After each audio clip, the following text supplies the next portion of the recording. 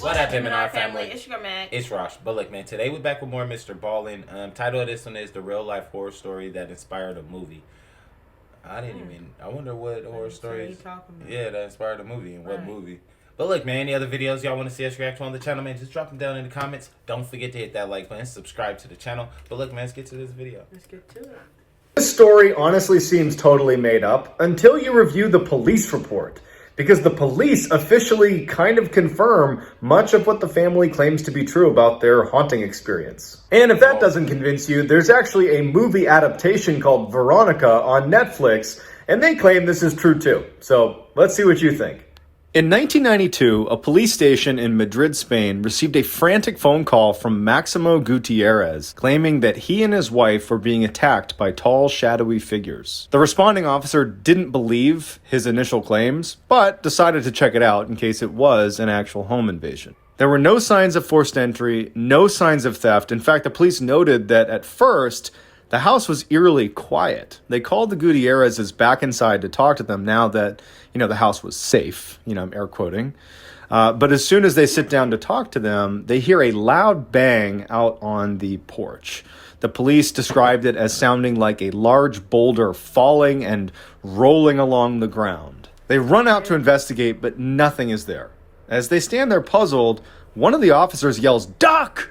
just as an armoire door swings open violently, narrowly missing an officer's head. At this point, they think this could be some sort of prank, and they check the armoire. They're looking all over the place. There doesn't seem to be any strings or any way that this could be a prank. There's no one around. At this point, a couple of the officers decide that this is just too much for them, and they want to wait outside.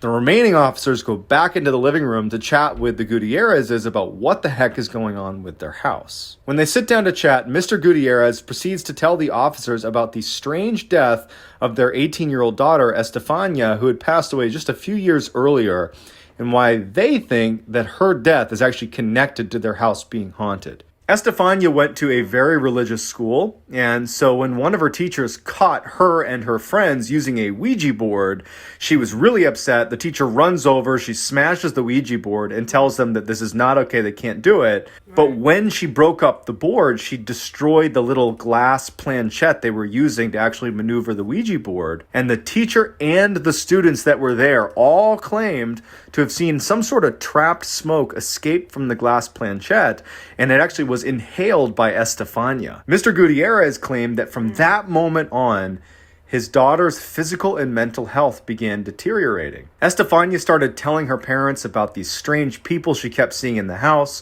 especially at night when she was laying in bed. There'd be these shadow figures that would come out of the closet, come in the door, and they'd crawl all around her room. They'd even grab her sometimes at night. Her parents brought her in for testing, and no doctor could explain what was wrong with her. And so without a diagnosis, the parents had to watch in horror as their daughter's condition just deteriorated dramatically until finally she just suddenly died in her bed one night, and there was no official cause of death. Shortly after she passed away, her parents started to notice strange things happening in their house, and they believe that is when the haunting actually began. As the parents are divulging this information to the police, they all hear screams and banging coming from Estefania's room. The police actually physically jump up out of their chairs, they're so frightened. The police and the father make their way over to the bedroom. They open it up, and inside, no one's in there, even though the screaming continues. The crucifix that normally was mounted to the wall was in the middle of the floor.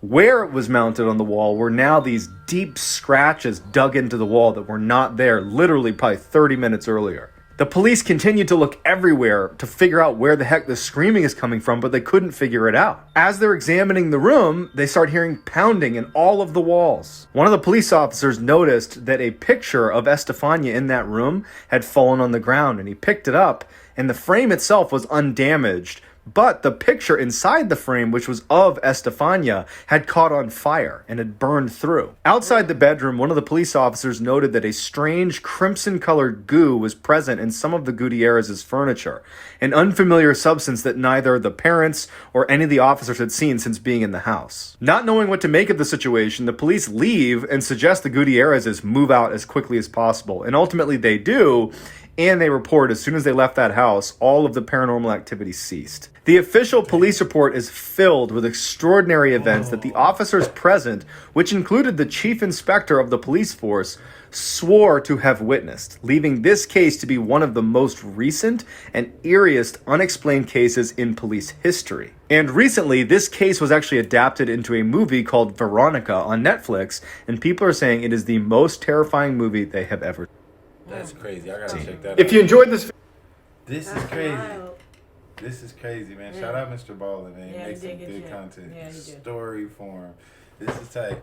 But look, man, any other videos y'all want to see us reaction on the channel, man, just drop them down in the comments. Don't forget to hit that like button, subscribe to the channel. But look, man, we catch y'all on the next video.